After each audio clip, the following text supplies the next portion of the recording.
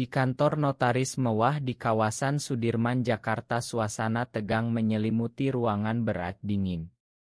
Dengan tangan yang gemetar karena sakit, Pak Hasan Wijaya mengambil cek bernilai 38 juta dolar dari meja dan membakarnya di depan mata Ardi, putra tunggalnya. Kamu tidak pantas mendapatkan ini, Ardi. Karena cara hidupmu yang tidak normal mencintai sesama jenis, kata ayahnya dengan suara parau sambil api menjilat kertas itu hingga hangus. Ardi berdiri membeku, air mata menggenang di pelupuk matanya, hatinya seperti diremas-remas oleh tangan besi. Baru beberapa menit lalu notaris membacakan wasiat yang seharusnya membuat hidupnya berubah, tapi kini semua lenyap dalam asap hitam. Pak Hasan yang selama ini dikenal sebagai pengusaha properti sukses di Bogor dan Jakarta ternyata sudah lama curiga. Surat-surat cinta yang tak sengaja ditemukan di kamar Ardi dulu diilah keluarga di Bogor menjadi pemicu amarah yang tak terbendung. Ardi ingat betul malam itu 5 tahun lalu saat ia akhirnya memberanikan diri mengaku di depan meja makan. Ayah, ibu, aku gay. Aku mencintai seorang pria bernama Dimas. Kata-kata itu masih bergema di telinganya seperti bom yang meledak pelan-pelan. Ibu Siti hanya diam menangis sementara ayah langsung berdiri meninggalkan ruangan tanpa kata. Sejak saat itu hubungan mereka retak.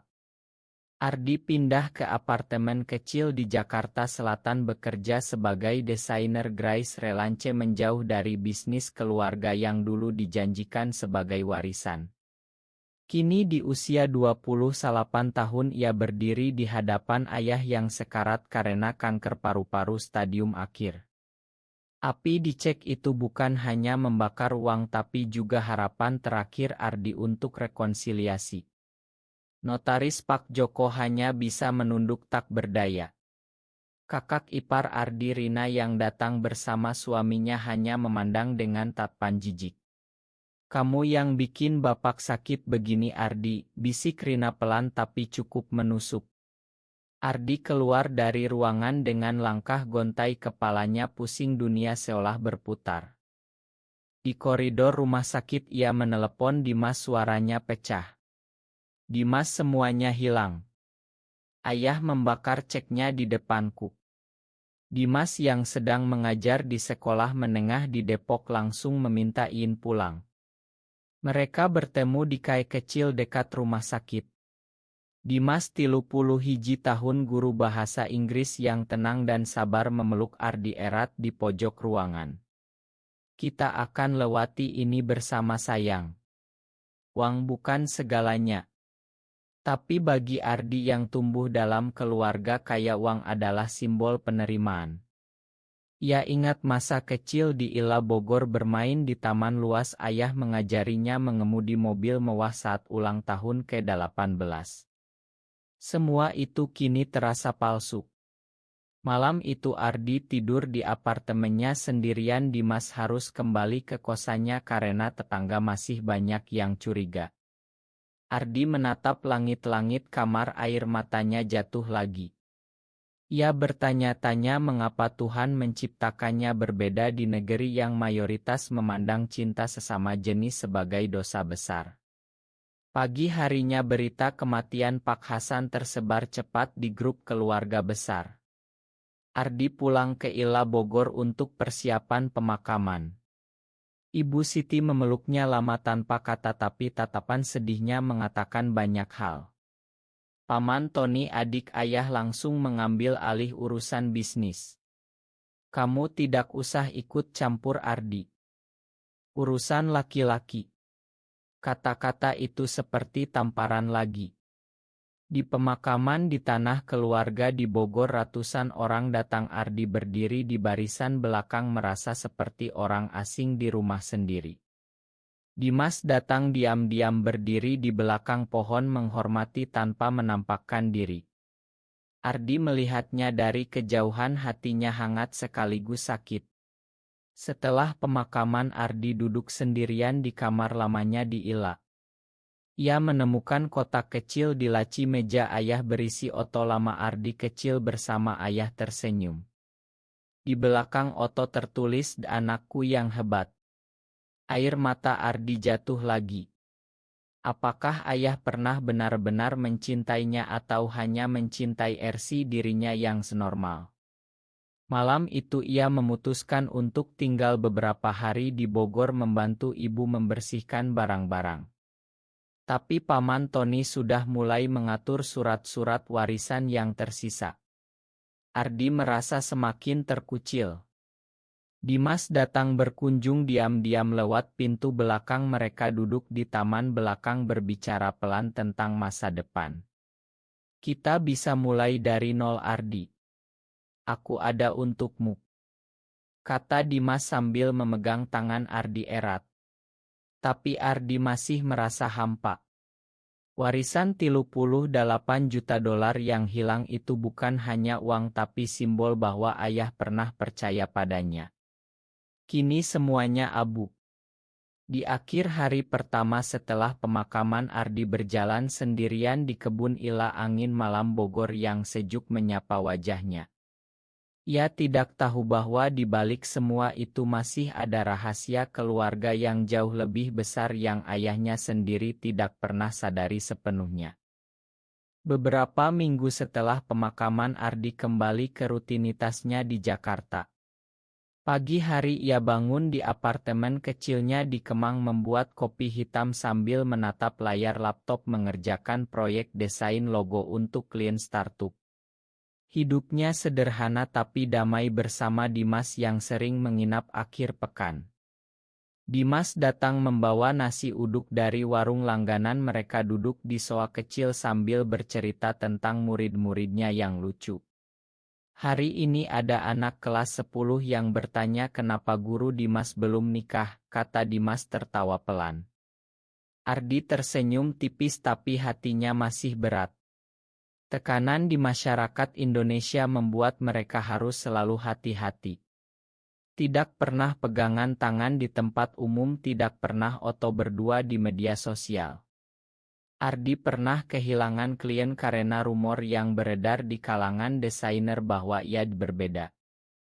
Di kantor relance komunitasnya di coworking space ia sering mendengar lelucon homofobik yang membuatnya diam saja.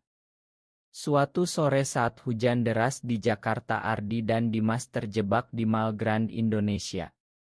Mereka duduk di outdoor menjaga jarak seperti teman biasa. Tapi mata Ardi tak lepas dari Dimas yang sedang memesan es teh. Cinta mereka tumbuh dari pertemuan di kampus dulu saat Ardi masih kuliah desain dan Dimas mahasiswa pendidikan. Dimas yang pertama kali membuat Ardi merasa diterima apa adanya. Kamu tidak perlu berubah untuk siapapun, kata Dimas saat itu di taman kampus UI. Kini setelah bertahun-tahun hubungan mereka diuji oleh penolakan keluarga Ardi. Ibu Siti sesekali menelepon bertanya kabar tapi selalu menghindari topik Dimas. Paman Tony sudah menguasai perusahaan properti keluarga dan mengirim surat resmi bahwa Ardi tidak berhak atas saham apapun. Ardi merasa seperti anak haram di keluarganya sendiri. Suatu malam Ardi mendapat telepon dari pengacara keluarga lama Pak Joko. Ada dokumen lama dari kakekmu yang perlu dibahas, Ardi. Bukan tentang cek yang dibakar itu. Ardi pergi ke kantor pengacara di Menteng sendirian. Di sana ia diberi tahu bahwa kakek buyutnya dulu meninggalkan trust besar di luar negeri yang bahkan ayahnya tidak tahu detailnya karena dokumennya tersimpan rahasia. Nilainya bisa berkali lipat dari 38 juta itu tapi syaratnya rumit, kata Pak Joko pelan. Ardi pulang dengan pikiran berantakan. Ia cerita pada Dimas di apartemen mereka berdua duduk di balkon kecil memandang lampu kota.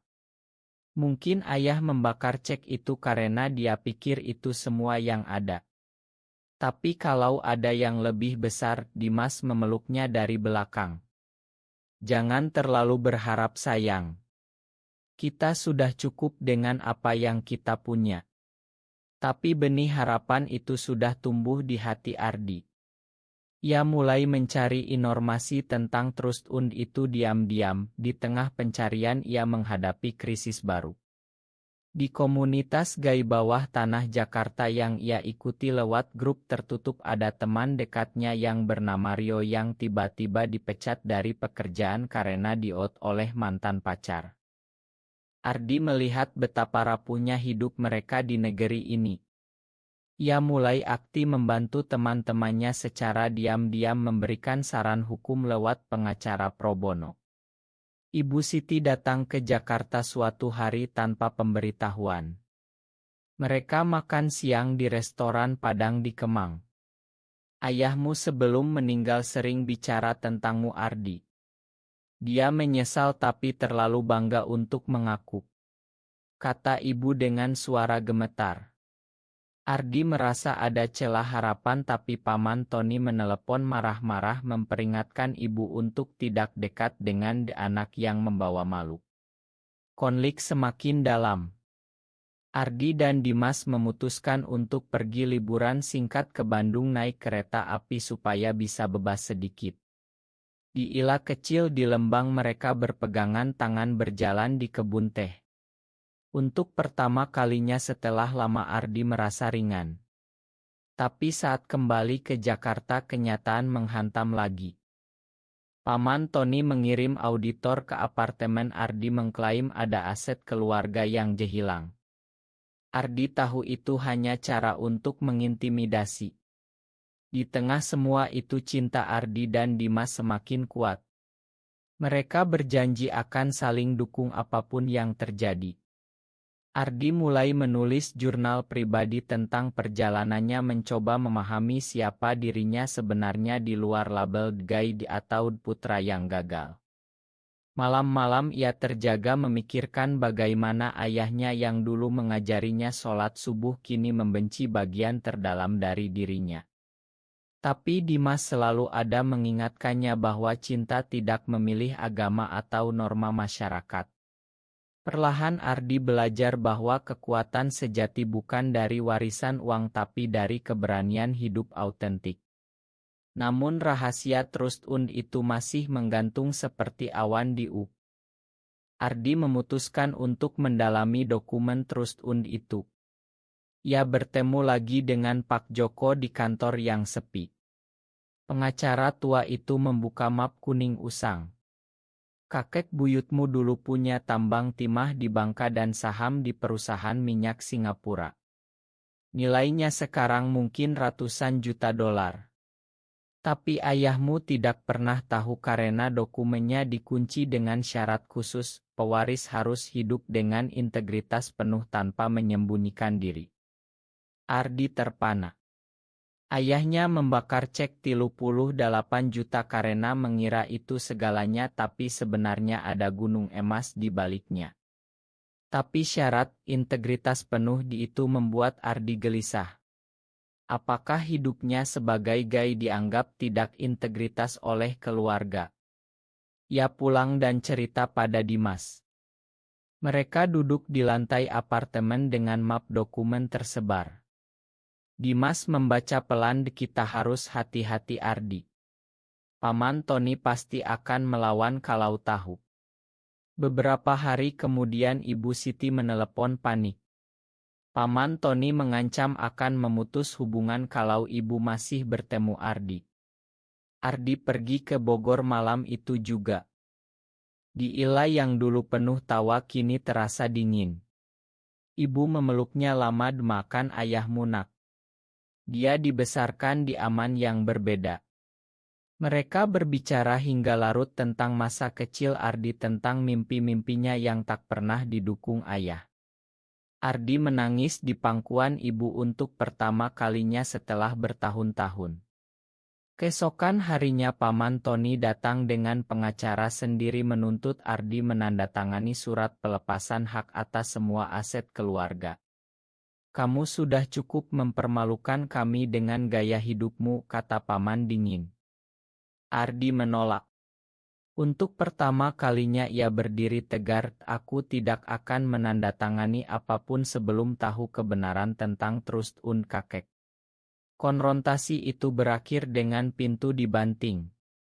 Ardi kembali ke Jakarta dengan hati lebih ringan meski lelah. Di kantor coworking teman kerjanya mulai curiga karena ia sering absen. Salah satu klien besar membatalkan proyek setelah mendengar rumor. Ardi merasa dunia kerjanya juga goyah. Dimas yang melihat kekacauan itu mengajaknya ke acara kecil komunitas di sebuah kai tersembunyi di Kemang.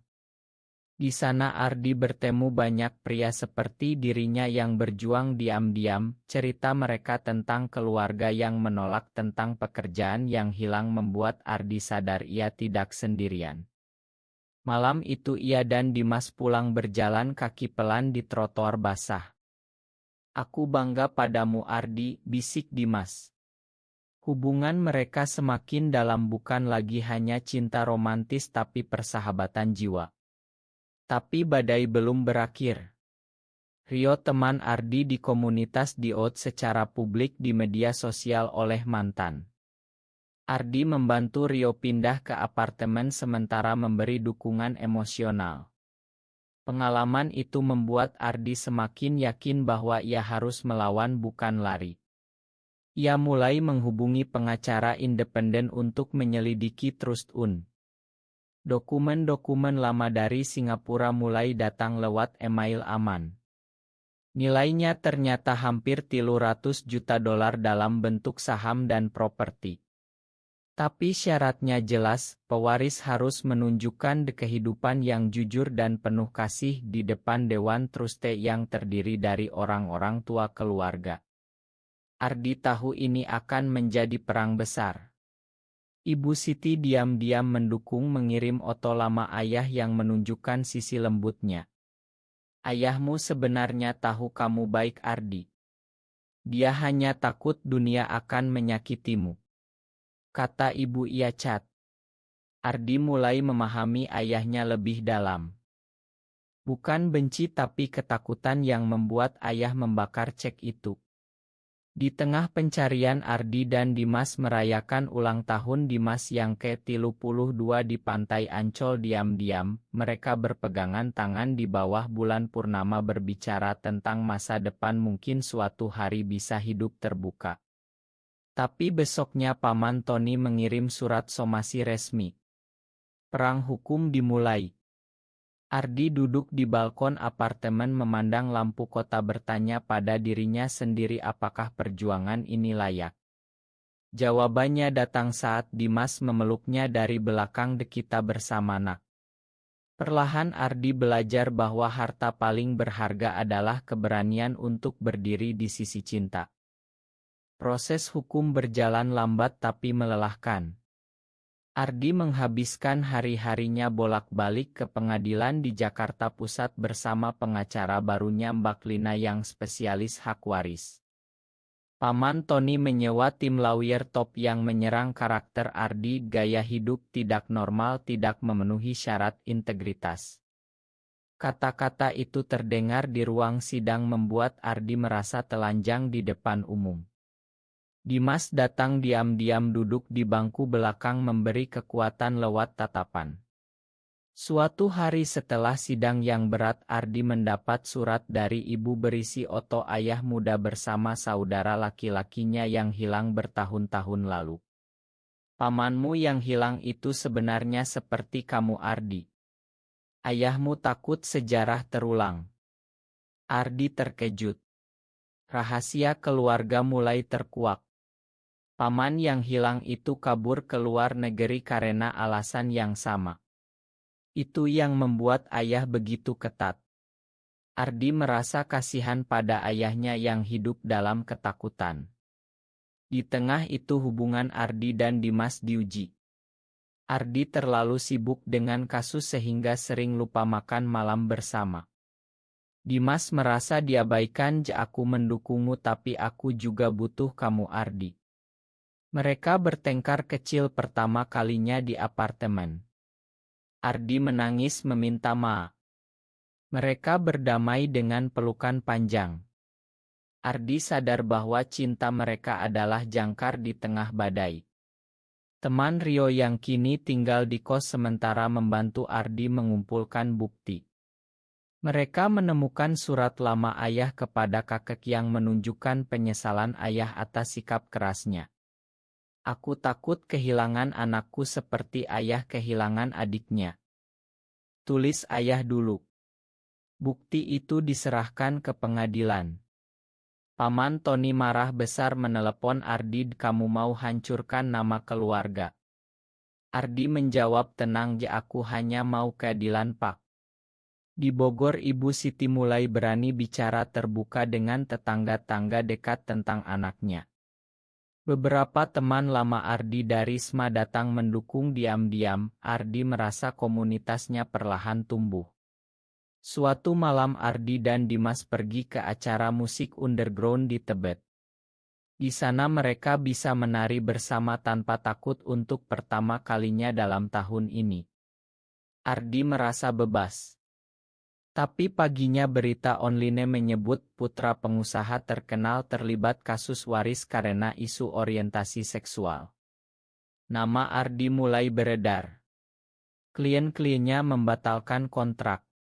Ardi kehilangan penghasilan tapi ia tidak menyerah. Ia mulai mengajar desain secara online untuk anak-anak muda dari komunitas. Dimas bangga, kamu semakin kuat sayang. Proses hukum mencapai klimaks saat Dewan Truste dari Singapura datang ke Jakarta. Pertemuan di hotel mewah, Ardi harus presentasi tentang hidupnya. Ia bercerita jujur tentang perjuangannya, tentang cinta pada Dimas, tentang bagaimana ia belajar memakan ayah. Suasana hening. Ketua Truste, seorang pria tua Indonesia yang tinggal di Singapura, mengangguk pelan, integritas bukan tentang sempurna tapi tentang kejujuran. Ardi menangis diam-diam. Paman Tony kalah dalam putaran itu. Tapi perang belum selesai. Malam setelah pertemuan, Ardi dan Dimas berjalan di taman hotel memandang lampu kota. Dimas berlutut, Ardi, aku ingin kita selalu bersama apapun yang terjadi. Ardi memeluknya erat.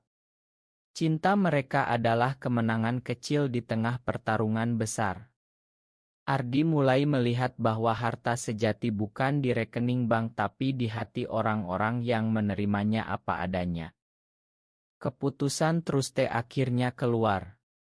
Ardi berhak atas 40 dari Trust senilai lebih dari 120 juta dolar setelah pajak dan biaya. Tapi Paman Tony mengajukan banding di pengadilan Singapura. Ardi harus terbang ke sana bersama Mbak Lina.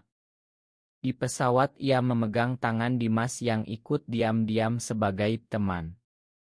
Di Singapura mereka tinggal di hotel sederhana menghindari sorotan. Sidang di sana lebih formal. Ardi lagi-lagi harus bercerita tentang hidupnya. Kali ini ia lebih tenang. Ia bicara tentang bagaimana menjadi gay di Indonesia, mengajarinya empati dan keberanian. Hakim wanita mengangguk penuh pengertian. Di luar sidang, Ardi dan Dimas jalan-jalan di Gardens by Bay. Di bawah pohon supertree mereka berjanji akan membangun hidup bersama. Kalau menang kita pakai sebagian untuk bantu komunitas, Ardi, kata Dimas. Ardi setuju. Kembali ke Jakarta, kabar baik datang. Banding ditolak. Paman Tony akhirnya menyerah tapi tidak bicara lagi dengan Ardi. Ibu Siti menelepon menangis bahagia, ayahmu pasti bangga nak, meski dia tak pernah bilang. Ardi pergi ke makam ayah di Bogor sendirian. Ia duduk di batu nisan berbicara lama, makan aku ayah. Aku tetap anakmu. Angin sejuk berhembus seolah jawaban. Di Jakarta Ardi mulai menerima transfer pertama dari Trust Ia tidak boros. Ia beli apartemen lebih besar untuk dirinya dan Dimas secara resmi atas nama perusahaan kecil yang ia dirikan. Ia juga mendanai yayasan kecil untuk dukungan psikologis bagi pemuda LGBT di Indonesia. Rio menjadi staf pertama. Hidup Ardi berubah tapi ia tetap rendah hati. Dimas pindah sepenuhnya ke apartemen baru mereka. Malam pertama mereka masak bersama di dapur baru tertawa seperti pasangan biasa. Ardi merasa akhirnya pulang. Tapi ada satu konflik terakhir. Rina kakak iparnya datang ke apartemen meminta maaf atas sikap dulu. Aku takut kehilangan warisan Ardi. Makan aku. Ardi memeluk kakaknya. Keluarga mulai sembuh meski pelan. Ardi dan Dimas merencanakan perjalanan ke Bali untuk merayakan. Di pantai Kuta saat matahari terbenam mereka berjalan berpegangan tangan tanpa takut lagi. Ardi merasa bebas. Perjalanan panjang dari penolakan ayah hingga penerimaan diri kini membuahkan hasil. Ia belajar bahwa pengorbanan dan pengkhianatan adalah bagian dari tumbuh. Bahwa cinta sejati tidak butuh persetujuan dunia. Di akhir hari di Bali Ardi menatap laut berkata pada Dimas, terima kasih telah menemani aku. Dimas tersenyum, kita baru mulai sayang. Di pantai seminyak Bali angin sore meniup lembut rambut Ardi dan Dimas saat mereka duduk di kursi pantai memandang ombak. Setelah bertahun-tahun perjuangan akhirnya mereka bisa bernapas lega. Ardi sudah resmi mengelola bagiannya dari harta warisan dengan bijak mendirikan yayasan yang membantu ratusan pemuda gay di seluruh Indonesia mendapatkan konseling dan pelatihan kerja. Rio kini menjadi direktur operasional yayasan yang tumbuh pesat. Ibu Siti sering datang ke Jakarta menginap di apartemen mereka memasak makanan kesukaan Ardi dan bercanda dengan Dimas seperti anak sendiri. Paman Tony masih diam tapi mengirim kartu ucapan lebaran tahun ini, langkah kecil tapi berarti. Ardi dan Dimas merencanakan masa depan yang tenang, mungkin suatu hari membuka kai kecil di Bogor tempat mereka bisa bertemu komunitas tanpa takut. Suatu malam di balkon apartemen Jakarta Ardi memeluk Dimas dari belakang. Aku dulu pikir kehilangan 38 juta itu akhir dunia. Tapi sekarang aku tahu harta sebenarnya adalah kamu dan keluarga yang menerimaku. Dimas berbalik mencium keningnya pelan. Mereka tidak perlu kata-kata lagi. Perjalanan Ardi dari anak yang ditolak menjadi pria yang utuh mengajarkan banyak hal pada orang-orang di sekitarnya. Di yayasan banyak pemuda yang datang bercerita bagaimana cerita Ardi memberi mereka harapan. Ardi sering bicara di acara kecil, jadilah dirimu sendiri. Dunia akan menyesuaikan pelan-pelan. Di usia 30 tahun Ardi merasa hidupnya baru benar-benar dimulai. Ia masih bekerja sebagai desainer tapi kini proyek-proyeknya banyak yang bertema inklusi. Dimas tetap mengajar tapi ikut menjadi relawan di yayasan mengajar bahasa Inggris gratis. Mereka adalah tim yang sempurna. Saat liburan akhir tahun mereka kembali ke Bali, kali ini mengajak Ibu Siti.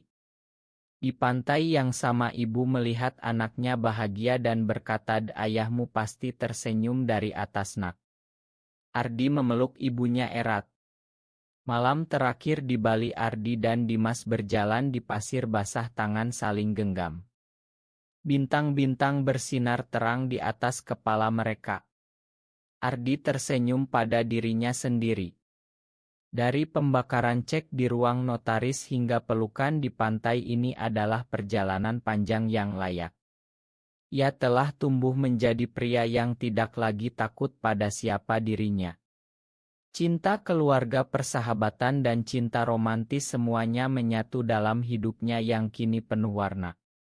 Di akhir cerita ini satu pertanyaan untuk direnungkan bersama, benarkah bahwa harta paling berharga bagi seorang pria gay di Indonesia adalah keberanian hidup autentik daripada segala kekayaan materi yang bisa dibakar dalam sekejap? Benar atau salah?